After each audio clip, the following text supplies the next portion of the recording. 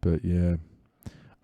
We should play this on our way out. Is there anything else you really want to touch on? I'm trying to think. I know I sent myself a whole bunch of things, but then I always end up not checking it and whatever. I don't know. We can always just look up headlines and stuff.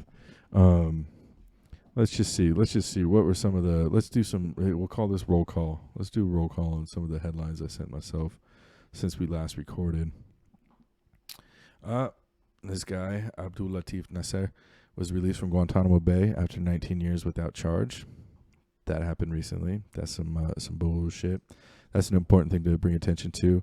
The valid aspects of the protests in Cuba, very valid concerns, and also the key contributing factor of the long-standing, decades-long, since 1960 or whatever, 61, decades-long, like over half a century, like 60 years, I think it just, the anniversary just passed, just crushing economic sanctions and embargo imposed by the United States, just because they had, as Kissinger is known for saying, just because they went communist, they're dumb enough to go communist doesn't mean we have to let them.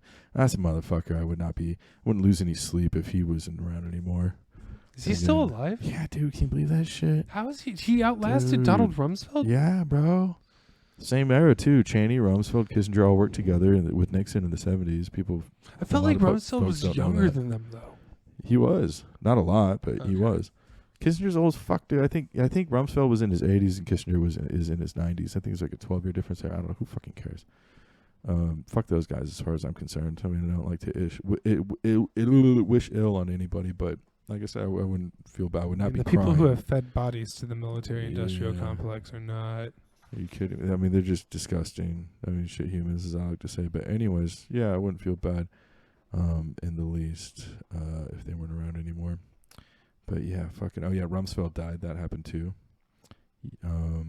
He died without having to deal with any kind of accountability for the easily, 500,000 deaths in fucking Iraq that he's responsible for in a big way.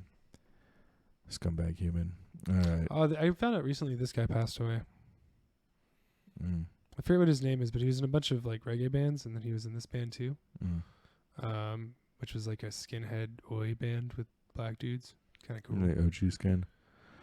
Yeah. Dude, they actually do a Screwdriver cover, and Screwdriver is a Nazi skinhead band, which is like really fucking... Yeah. I'm confused then. Yeah, well, they do a cover of Invasion, and they turned it into about like hipsters invading Memphis. It was kind of... I don't know. That's interesting.